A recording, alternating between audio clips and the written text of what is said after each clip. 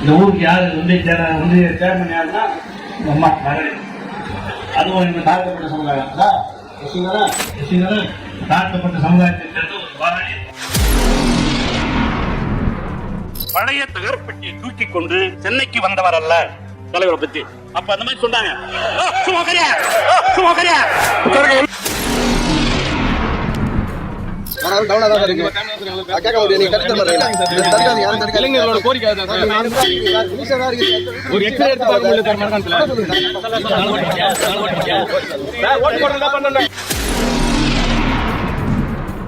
ஒரு காலத்துல தாழ்த்தப்பட்டவர்கள் ஒரு கோயில் இருக்கிற ரோட்ல நடக்கவே முடியாது, பெரிய ஜாதிக்காரர்கள் ரோட்ல நடக்கவே முடியாது. இன்னைக்கு எங்கன்னா அந்த மாதிரி நிலைமை உண்டா?